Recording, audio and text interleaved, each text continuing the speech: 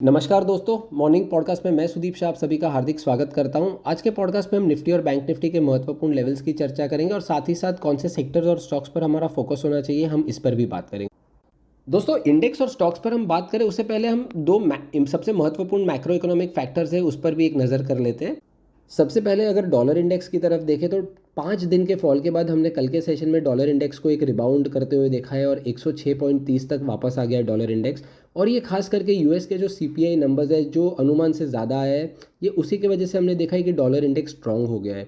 दूसरी तरफ Brent crude को देखें तो ब्रेंट क्रूड अभी भी 85-86 डॉलर प्रति बैरल के आसपास टिका हुआ है, जो कि इंडिया के लिए एक बहुत बड़ा पॉजिटिव है।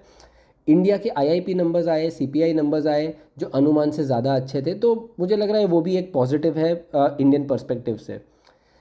पिछले सेशन में हमने देखा कि पॉजिटिव ओपनिंग के बाद निफ्टी और बैंक निफ्टी दोनों एक टाइट रेंज में ट्रेड कर रहे थे। निफ्टी 50 पॉइंट के रेंज में और बैंक निफ्टी 100 से 125 पॉइंट के रेंज में पूरा दिन ट्रेड कर रही थी, जो कि इंडेक्स वैल्यू का सिर्फ 0.3% है। दोस्तों, इंडियन मार्केट्स के लिए सबसे महत्वपूर्ण ट्रिगर है रिजल्ट सीजन, जो कि जस्ट चालू हुआ है। टीसीएस और इन्फोसिस दोनों अनुमान के मुताबिक रिजल्ट्स नहीं डिलीवर कर पाए हैं और इसी की वजह से हम देख रहे हैं कि सारे के सारे आईटी पैक में सेलिंग प्रेशर दिख रहा है, जिसके कारण निफ्टी पर भी दबाव पड़ रहा है। एचडीएफसी बैंक के नंबर्स सोमवार को अनाउंस होंगे और ये बैंक निफ्टी के लिए महत्वपूर्ण ट्रिगर है। तो आज हमें लग रहा है कि जब इंडेक्स एक नेगेटिव गैप के साथ ओपन होगा आईटी सेक्टर में सेलिंग प्रेशर की वजह से, खास करके इन्फोसिस और टीसीएस, तो सामने कौन से स्टॉक्स इंडेक्स को सपोर्ट कर सकते हैं। हैवी वेट्स की बात करें तो रिलायंस और आईटीसी दोनों इंडेक्स को सपोर्ट कर सकते हैं। और रिलायंस की बात करें तो रिलायंस ने एक बहुत महत्वपूर्ण एरिया से रिबाउंड किया है 2300 के आसपास से, जो कि उसका 200 डीएमए है।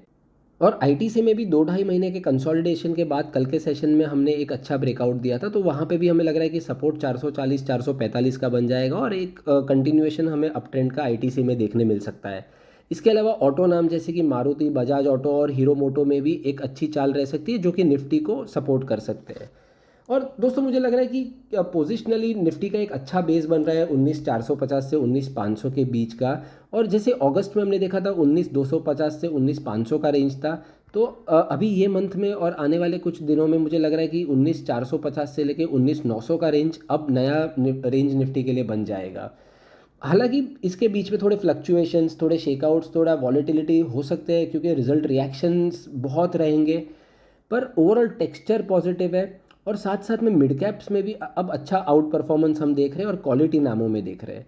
तो एक अप्रोच ये होना चाहिए कि हमें ये जो सारे डिप्स आते हैं उसमें quality stocks medium term perspective के लिए लेने चाहिए।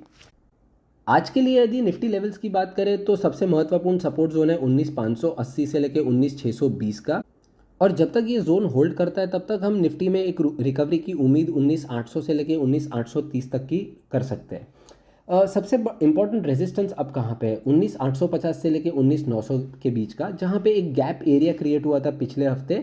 और ये इसलिए क्रूशियल है क्योंकि ये 61.8% फिबोनाची रिट्रेसमेंट भी है पूरे फॉल का, जो कि 20,222 से शुरू हुआ था और 19,333 पे ख़त्म हुआ था पिछले महीने। इसलिए मुझे लग रहा है कि अब सबसे महत्वपूर्ण लेवल है 19,850 से लेके 19,900 का, जिसको क्रॉस होना बहुत ज़रूरी है निफ्टी की आगे की चाल के लिए। अब निफ्टी ऑप्शन चेन की यदि बात करें तो सबसे ज़्यादा पुट राइटिंग कहाँ पे हो रहा है, 19,800 और 19,700 के स्ट्राइक प्राइसेस पर, और कॉल राइटिंग 19,800 के स्ट्राइक प्राइस पे हो रही है। तो इससे हमें लग रहा है कि एक रेंज जो आज के दिन के लिए रह सकती है वो 19,580 नीचे की तरफ और 19,850 से लेके 19,870 ऊपर की तरफ। बैंक निफ्टी की यदि बात करें दोस्तों तो सबसे महत्वपूर्ण सपोर्ट अब बैंक निफ्टी के लिए बन रहा है 44,200 से लेके 44,250। पर दोस्तों, सबसे महत्वपूर्ण लेवल है 44,600 का, जहाँ पे 20 दिन का एक्सपोनेंशियल मूविंग एवरेज है और कल के सेशन में हमने देखा है बैंक निफ्टी ने वहाँ पे ही क्लोज दिया था। हालांकि पिछले 2-3 सेशन से हम देख रहे हैं कि बैंक निफ्टी ओपन तो पॉजिटिव हो रहा है पर हर बार 44,600 के नीचे फिसल जाता है। तो क्लोजिंग 44,600 के ऊपर सबसे महत्व की है। 44,600 के ऊपर यदि बैंक निफ्टी सस्टेन करता है तो अगले लेवल्स जो हम उम्मीद कर सकते हैं बैंक निफ्टी से वो है 44,850 से लेकर 44,900 के। और यदि 44,200 टूट जाता है तो अगले सपोर्ट जोन बैंक निफ्टी के लिए होंगे 44,000 से लेकर 43,900 के आसपास के। चलिए दोस्तों, ये देखते हैं अब कौन से सेक्टर्स और स्टॉक्स पॉजिटिव है। कल के सेशन में हमने देखा था कि एक अच्छा सेटअप बन रहा था एएमसी कंपनीज़ में, जैसे कि एचडीएफसी एएमसी, निप्पॉन एएमसी, दोनों में बहुत बढ़िया बाइंग हुई और डेली वीकली चार्ट्स दोनों बहुत अच्छे सेटअप की ओर इशारा कर रहे हैं। CDSL और कैम्प्स में भी एक अच्छा एक्शन पाया गया था और ये दोनों नाम भी पोजिशनली बहुत अच्छे लग रहे हैं। PSU स्टॉक्स जैसे कि नैल्को, NMDC, गेल, कोल इंडिया, ये सब में बहुत अच्छा बाइंग कल के सेशन में देखा था और यहाँ पे चार्ट सेटअप बहुत बढ़िया हो गया है। इसके अलावा ऑटो नाम जैसे कि TVS और मारुति में भी एक अच्छा लॉन्ग बिल्टअप पाया गया है।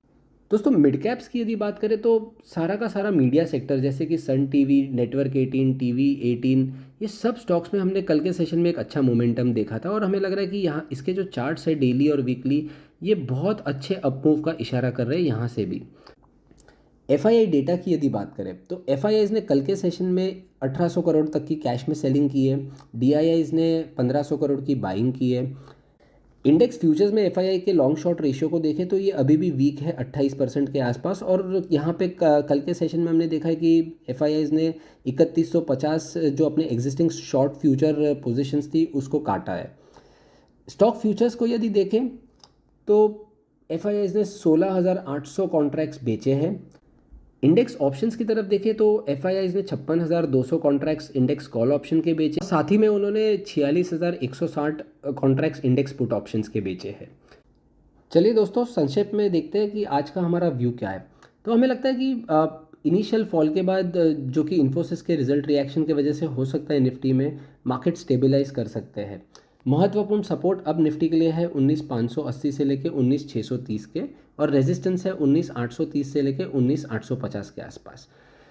बैंक निफ्टी के लिए महत्वपूर्ण सपोर्ट है 44,200 से लेकर 44,250 के बीच में और सबसे महत्वपूर्ण पहला रेजिस्टेंस है 44,600 का, जहां पे 20 दिन का एक्सपोनेंशियल मूविंग एवरेज है और यदि ये क्रॉस कर लेता है तो बैंक निफ्टी के लिए अगले लेवल्स हो सकते हैं 44,850 से लेकर 44,900 के। चलिए दोस्तों आज के पॉडकास्ट में बस इतना ही।